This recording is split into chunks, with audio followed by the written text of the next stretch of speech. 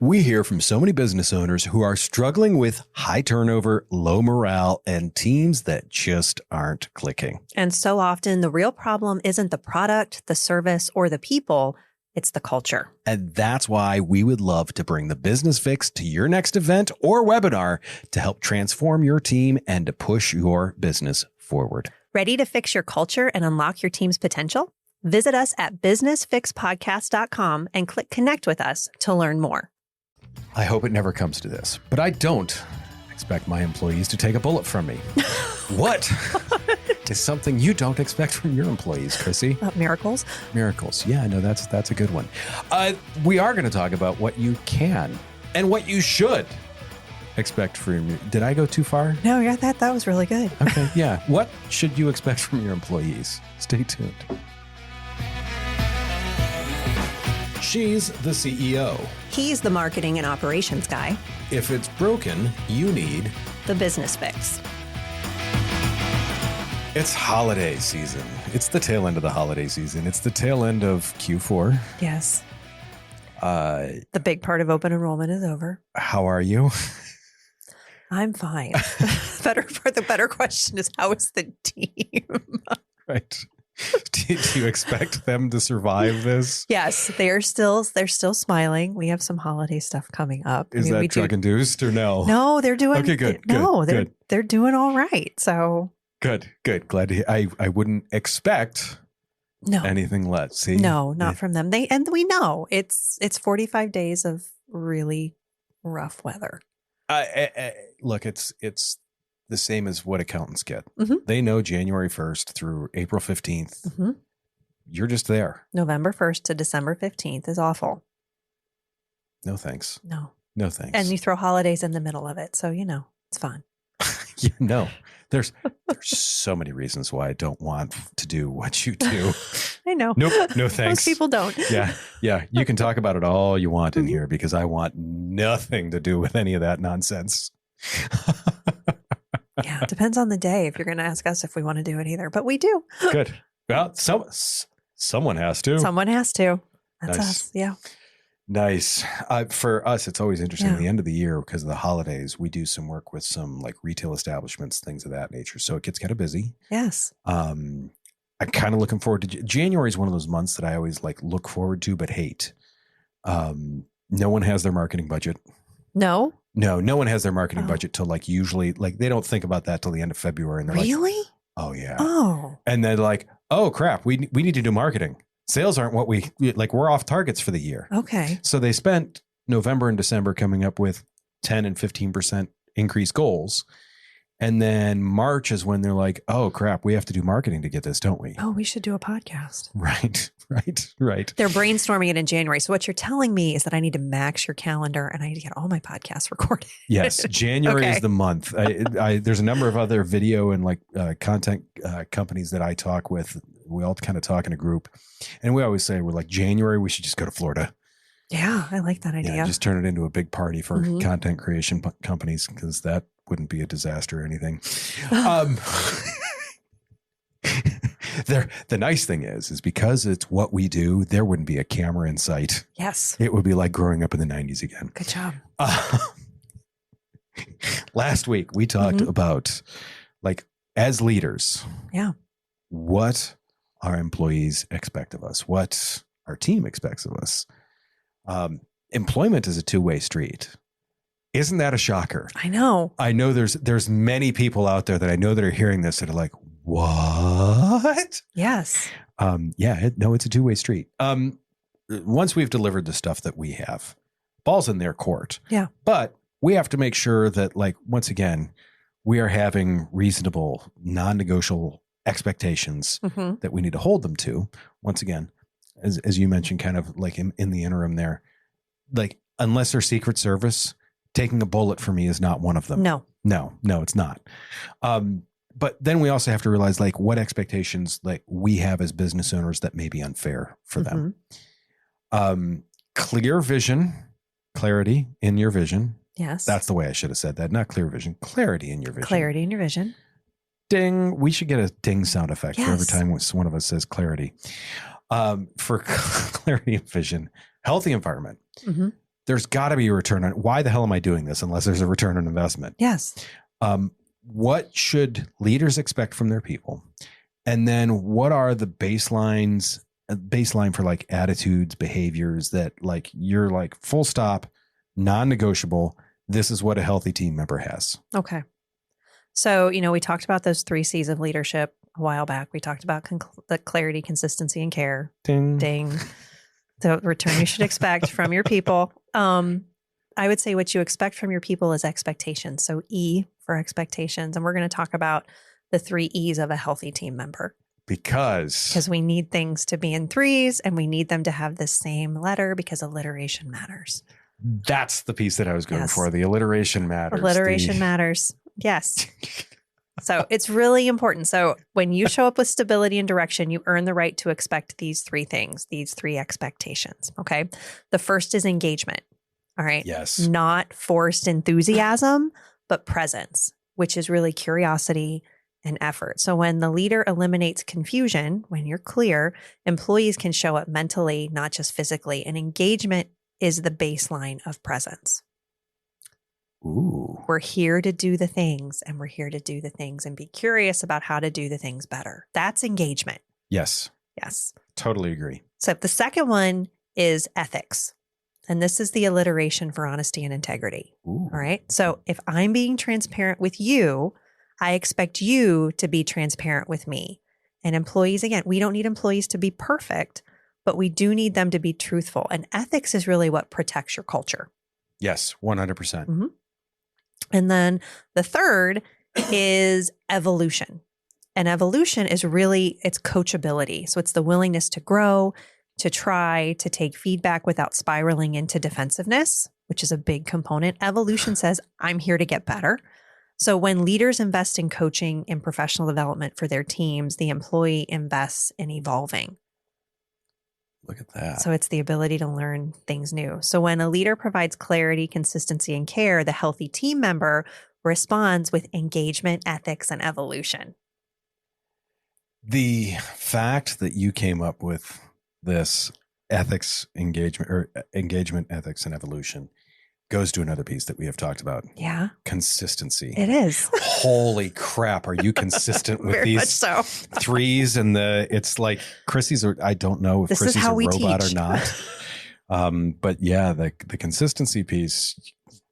Thank you. Nailed. Well, and when you've got those 3 things, it shows that a team's present, honest, and it's growing. And that's really what you want. Yeah, 100%. 100%. How do you judge that? How do you know those things are happening? There's a lot of different ways that you can do that. Part is, what are our core values? What are our mission and our purpose? And are our team members, do they understand it? Do they live by it? And are they learning by it? And you can, those are things that you should be able to see unless your core values are just wall art, crappy wall art, shitty wall art. Yes.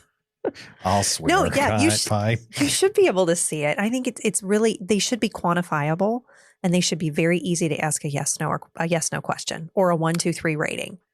Do I see these in my team members? Are they coachable? Evolution is a really big one. If I present something new and they're always like, no, we don't learn new things. Now we always say that we don't learn new things in 4th quarter because we're doing all of the things in 4th quarter, but that's a little bit different.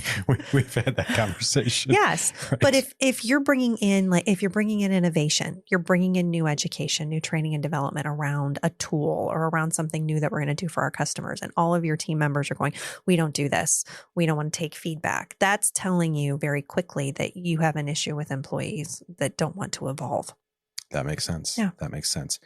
The honesty piece, where do you see that appearing?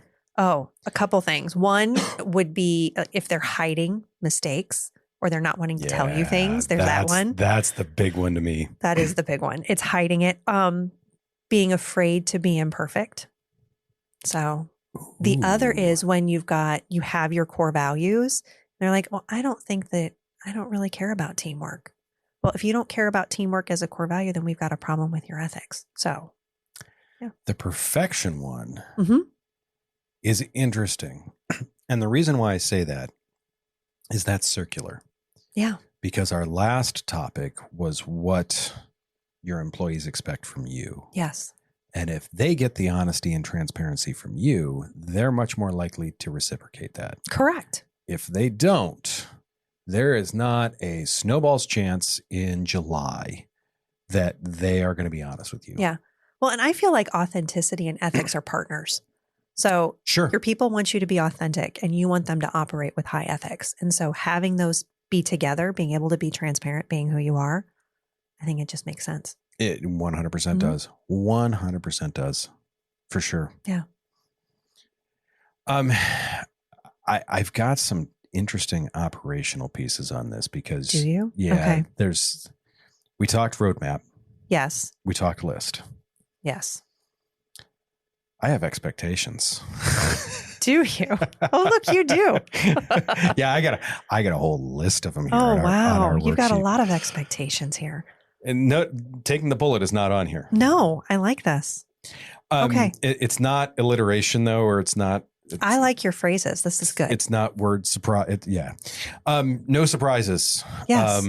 We owe employees clear due dates in return. And once again, I'm going to frame a lot of these like we give you this, and therefore this is reciprocity. Reciprocity. Yes.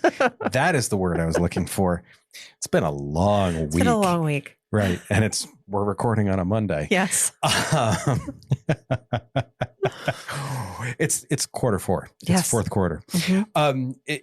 We say like leaders owe employees clear due dates, clear things like that. Yeah. In return, I expect communication before the crash. Ooh, I like that. The other movie quote, same movie, Spy Game, go look it up. Oh, yes. When did Noah build the ark? Before the flood. Mm-hmm. Yes. So I don't expect perfection either. I do expect to know about a delay before the due date. Yeah. If you're we were just talking about this earlier. No. If something's due and you're swamped, if it's due in a week, I need to know today, not Friday. Well, and I don't want to know you missed the deadline after you missed the deadline.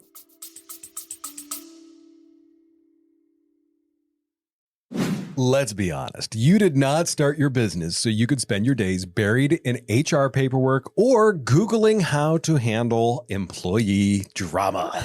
That's why I started Clarity HR. We're your fractional HR team giving you real people, real support, and real solutions. Whether it's compliance headaches, hiring struggles, or just needing someone to take the people stuff off your plate, we've got your back. So if you're ready to stop using duct tape and hope as your HR strategy and finally get some peace of mind, head over to clarityhr.com. That's clarityhr.com. Simple, clear, and here to help. I'll give you a few seconds to go to the website while we get ready to get back to the show. Correct. If it's hard. If we know before the deadline, we can fix it. Yes. After the deadline, that's tougher to fix. Same thing. If you hit a roadblock, tell me immediately. Mm-hmm. Don't be like, I'll let this sit and come back to it. Doesn't work. The other thing is hiding bad news is just hiding bad news until the deadline is a failure of expectation. It's telling. It tells you something about your culture if someone's hiding that deadline. It is, and you have to look at, is this an individual employee issue? Mm-hmm. Are they just worried or scared? Or is this a culture issue? In some cases, if it's a newer employee, especially, and they came from a culture where if anything like had a hint of going wrong, it takes a while to break them of that. Well, hiding a deadline is something I will forgive usually once. Because then it is, I didn't clarify expectations, or again, you had an issue with a past employer or a past situation. It may be something that you've struggled with. So, I will allow that usually just once, because after that, it speaks to integrity. But I agree with you 100%. Right. If they, the same, I always make analogies between relationships and work because they're so similar in so many ways. Past trauma. Right. If you've got this past trauma, like, okay, if you got screamed at and berated and anytime something went wrong, you're going to try and sweep that under the rug and just hope it goes by. If you're shown in a new relationship, be it personal, be it business, that's not going to happen. You need to adapt to that. Yeah. Radical ownership of how is something else. Now, to me, like we discussed that servant leader question, how can I help? Yeah. And I expect you to bring me like not always the solution. Well, let me back this up. I hate it when I hear people say, I expect you to bring me the solution, not just the problem. Because I tell you what, if an employee is bringing you a problem, they can't figure out the solution. No. What I do want is you to come to me and say, I'm having a problem with this. I've looked at A, B, and C. Yes.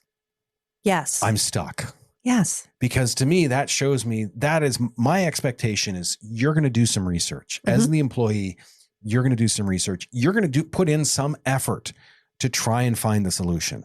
I've had bosses come to me and say, don't bring me problems, bring me solutions. And I'm like, no.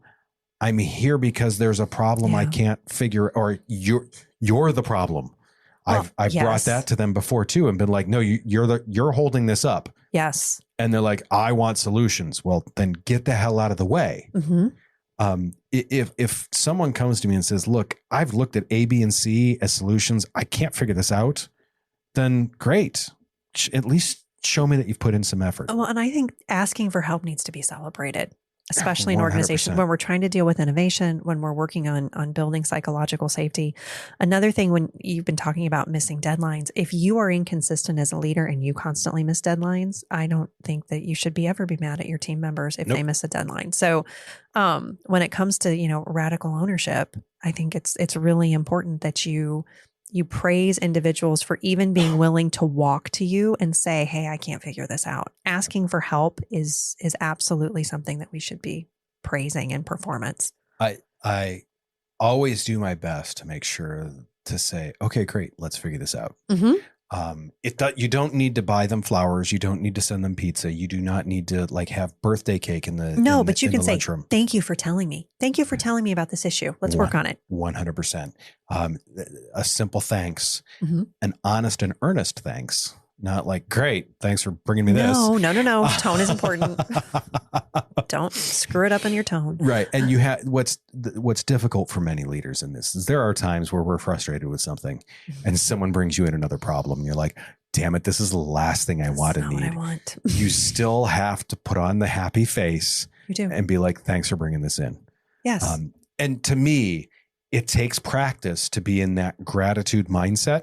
But you have to practice that in order to make sure that when someone walks in the door with a problem, you can be thankful that they walked in the door with a problem and not handed you a big bag of flaming dog shit 2 months down the road. This is what we signed up for when we decided we were going to lead a business. 100%. That has more than you. Correct. If you're not sometimes you is the toughest one to manage. That's true. I agree. I am the hardest person to manage, but... Do your damn job. Stop looking at other stuff over here. Speaking of that, there's a process for things. We talked about documenting processes. Yes. To me, I expect an employee to follow the agreed upon process until we agree to change it. Yes. I love when people explore other opportunities. I was just presented one on how we do podcasts, shown hey, this tool's starting to work better than that tool. Awesome. I really appreciate you looking at that. Yes. I appreciate you testing. These are the types of things why I love the people that work with me. But it's that not like, hey, I've completely scrapped everything that we've done and started something from scratch. Don't come at me with that. No, there's usually a reason why we do it the way we do it. Correct. And what's tough is explaining to people the way you do your thing may affect the way someone else does their thing. And making sure that the problem is so many people don't explain those connections. Yes. And making sure you do explain hey, I realize this may be a hair easier for you. This may save you 10 minutes, but it costs Bob down the hallway an extra 3 hours when you do it this way. Yes. So I need you to spend the extra 10 minutes. Well, and as you become a leader in an organization that is continuing to grow and may have spaces for silos, it's really important, especially as a CEO, as an executive leader, that you're able to fill in the gaps for your leadership team so that they can understand where the impact is. Because I see that a lot. In fact, we just dealt with it in an issue at AUI. We're working on a new CRM for the marketing component. And so one of the individuals on my team came back and said, why do we have 5 different names for the same carrier? And I went, because there are 5 different products and this is how this works. And he's like, well, the CRM company wants to change it. And I went, the CRM company has to go through Alice to change it. He's like, oh, never mind. So it's that conversation about understanding why things are the way that they are. Now, this enables us to service our clients better because it gives us the understanding and the information. And no, you cannot change that simply because a program developer thinks it's a good idea. No, take your web development away from my insurance products. The one that's a deal breaker to me is quote unquote freestyling. Yes. I want people to find new ways. I want people to look at new things. I want people to find inefficiencies, and I want people to talk about But we don't those. do that on critical operations. Not only that, but when they just start doing it on their own, I've fired a number of people. I have too. For just that, where they're like, no, I've got a better way. My process is better. We don't understand what your process is. No. Right. And I'm happy to sit down and talk about this, but don't just go off the reservation and expect us to come after you when stuff goes sideways, because we don't know what happened. We don't know how you did it. We don't know why you did it. And therefore you've kind of caused a whole calamity in itself. Exactly. If there's an SOP, yes, if there is a standard operating procedure, my expectation, you follow it. Yes. That is very much to me a non-negotiable. Now, once again, the only way that I have wiggle room on this, if there is a problem, we need to know. Mm-hmm. And this to me is the operational piece that I always loved, is when we had a problem, I'd always look at it first off, one time is not a problem. Yes. But second off, I'd always look at it and be like, is this an opportunity for us to change things and do them better? Is this an outlier, or is this just someone screwed up? Yeah. If you don't have this documented, if you don't talk about problems when they happen, you can't get better. Yes. You can't fix things, and you can't adapt to things. And if you don't adapt to things, you're just gonna die. That's all there is to it. So to me, it's that adherence to the process is just such a key for me. And 90% of the time I find that when we have something messed up, guess what? We forgot a step in the process. Yeah, we didn't follow our process. And I don't think there's anything wrong with, we're going to discuss, we're going to debate, and then we're going to decide if we need to innovate in our process. But we do that as a team. No one gets to go rogue. No. Including the business owner. Correct. Don't do something you don't want to. I mean, if you want to see people totally disrupt your processes, do it to them. Yeah, it's funny you say that, because I've helped out with some editing recently.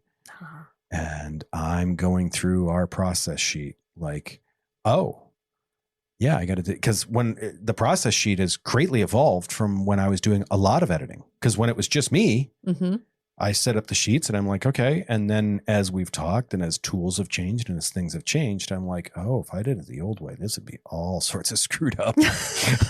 So I have to adhere to that. Yes. I've got to make sure that I do that, because otherwise, once again, I'm going to turn out some just absolute garbage.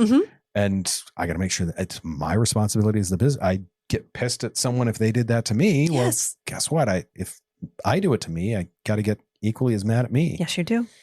Take myself out back and punch me in the face a few times. The things that you cannot expect, the mind reader. Telepathy is not a skill you screen for. Oh. No. Okay. Podcast. No. We're done here. Yeah, no, it always upset me when, as an employee, someone is like, why didn't you do this? And I'm like, you didn't tell me.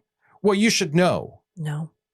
Obviously. You didn't tell me. I shouldn't know. I didn't. We don't have a procedure for this, and you didn't tell me what this is.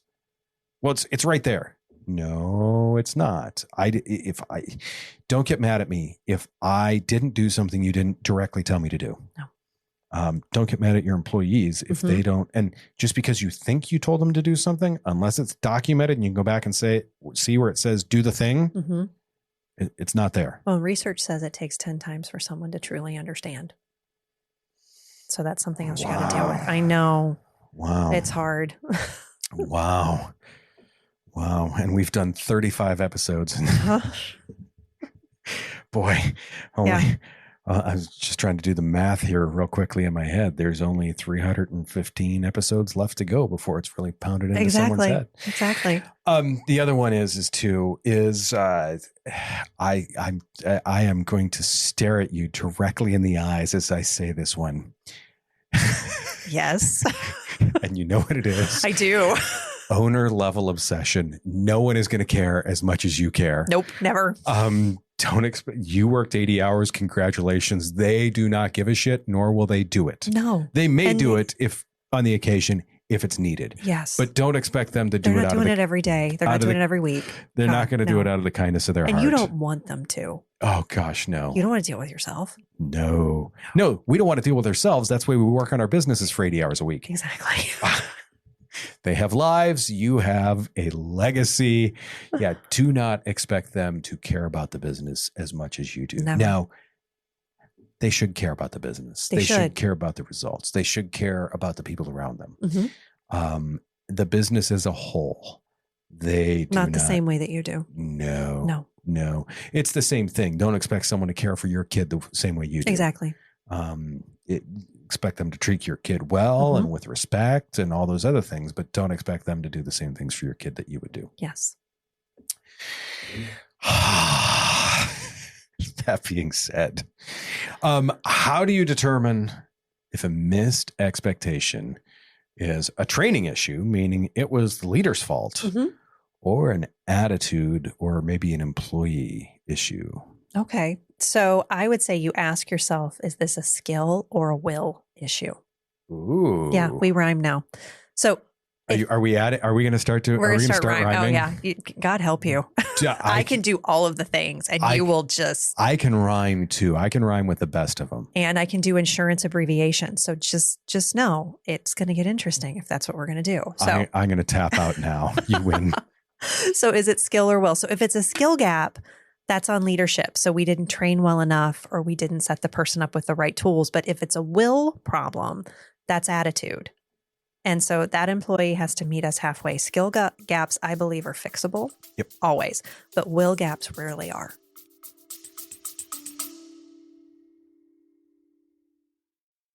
If you're a small business owner navigating the world of marketing or looking to establish yourself as an industry expert, you already know the power of a great podcast. But getting it all right from the sound to the strategy can be a headache. And that's where Pedal Stopper Productions comes in.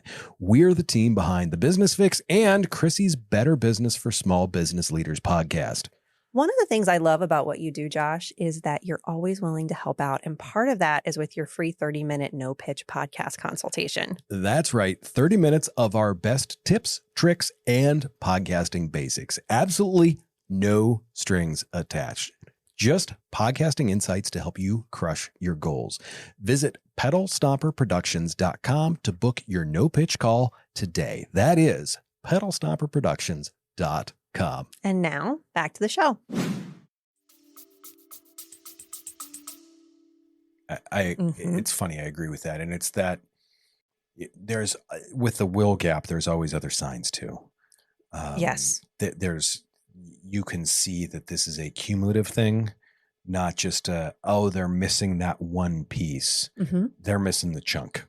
Well, they are. And I mean, leaders get in trouble when they treat will issues like a training issue because you cannot coach someone into caring.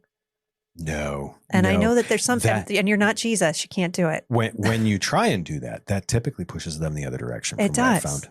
It becomes really struggling. When you say, read the handbook.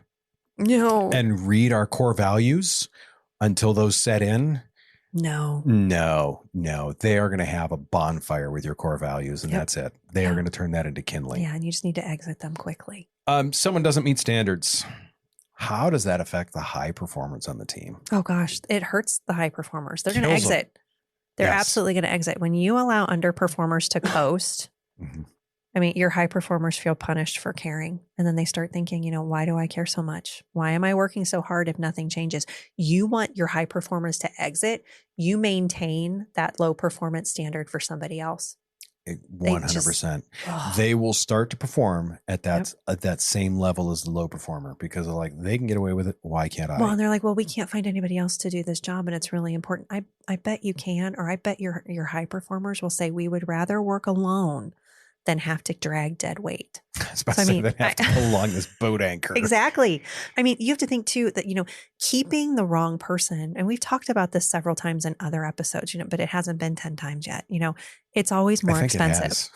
Okay, maybe. But we're going to need to talk about it 100 times. Yeah, I mean, you keep the wrong person, it's almost always more expensive than letting them go with dignity.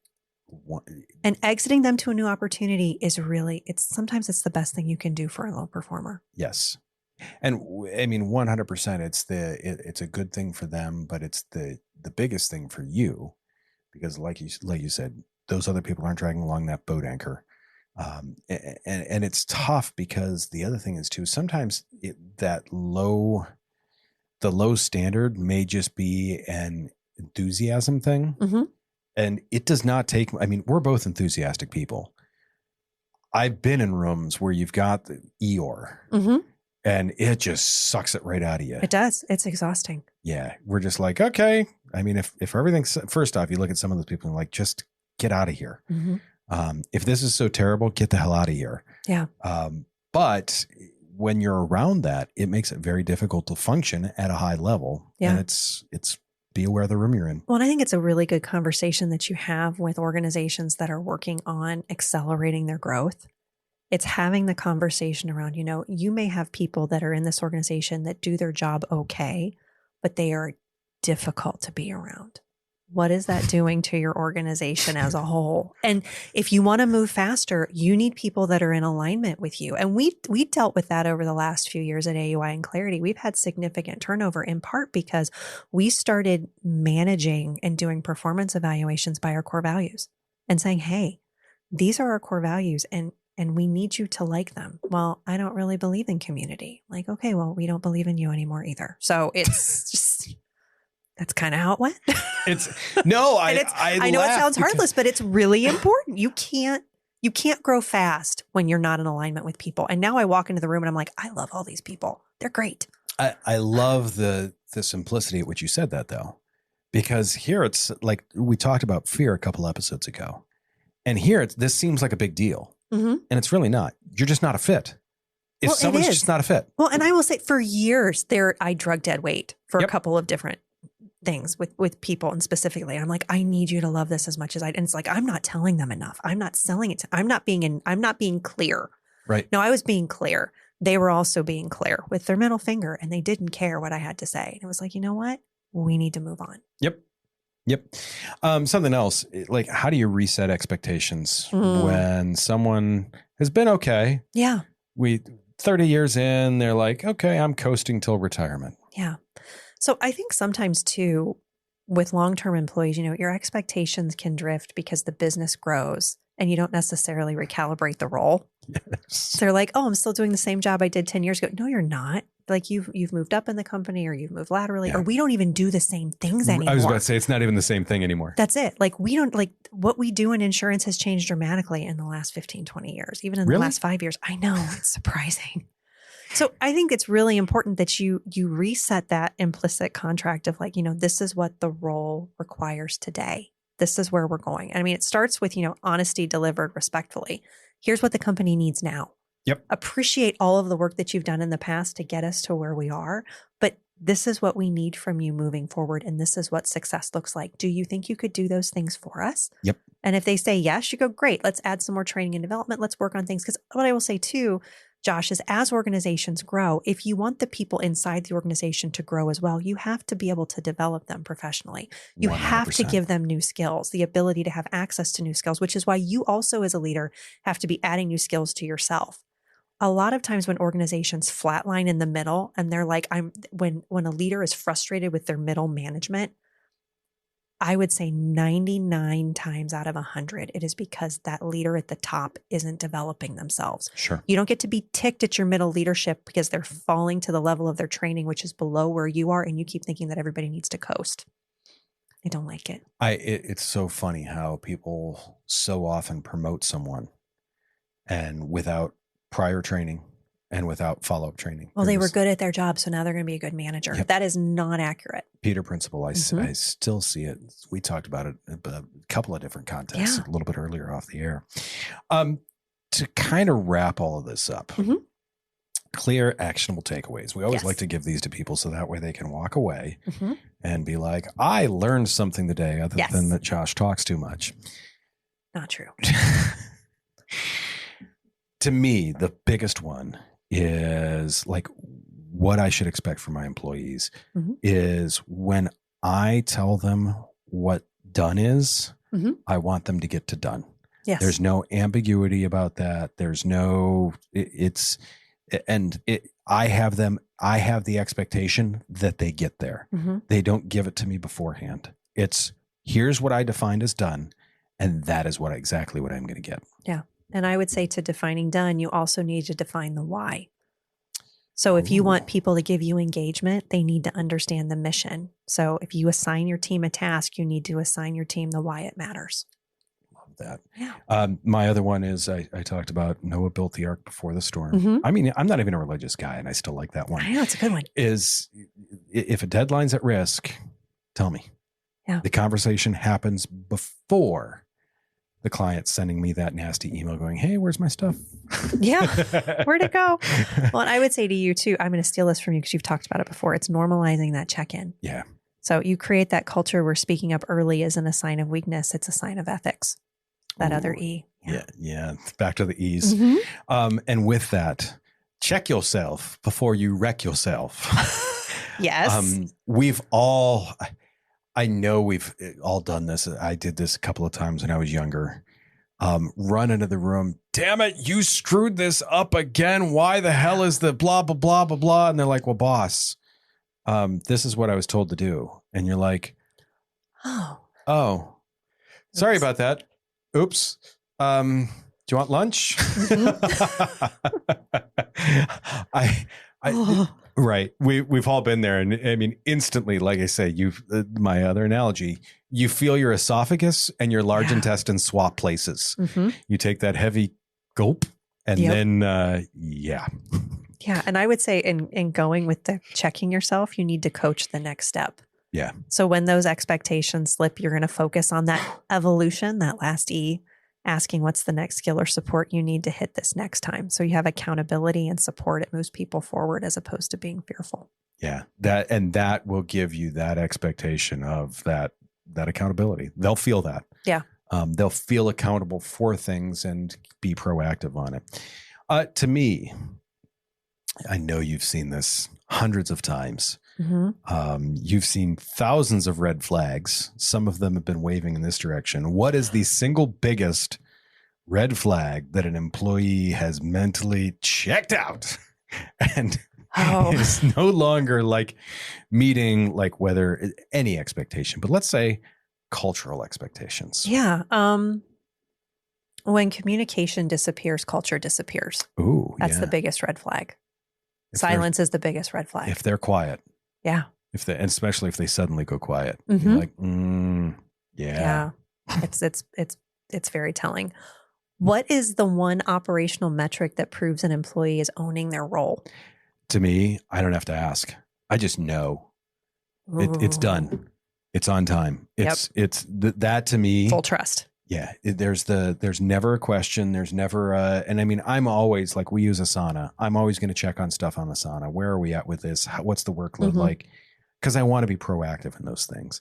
But when I don't have to ask the questions, like, where are we at with this? How's this going? How are you feeling? When I just know what the mood in the room is without asking, that's when we know stuff is going right. Yeah. That being said, high performance is a two-way street. Very much so. If you want high performing people, you have to be a high performer for them. Yes. Not just for the business, for them specifically. Model what you want to see. Yes. Ooh, I need to work. I got some work to do. If you want to find out some of the work that we all should probably be doing, businessfixpodcast.com. You can go get all the old episodes, all the new episodes. You can get them on YouTube. Also, go look at all the social medias. We've got the clips that are on there. We have a lot of fun putting those together. Lots of good antics in those also, especially if you're just like, if you're sitting on the couch and your spouse or partner, whoever, is watching something that you absolutely hate, scroll our entire feed. It's fun. It's fun. You're going to learn something, and you probably have something to make fun of me for. So we'll take it. Also, review, subscription on any of the podcast platforms, and let us know what you want to hear. We would love for you to tell us what topics you need us to address or to talk about. Next week, A, B, and C players. Who are they? And where do they fit in your business? We're all A players, right?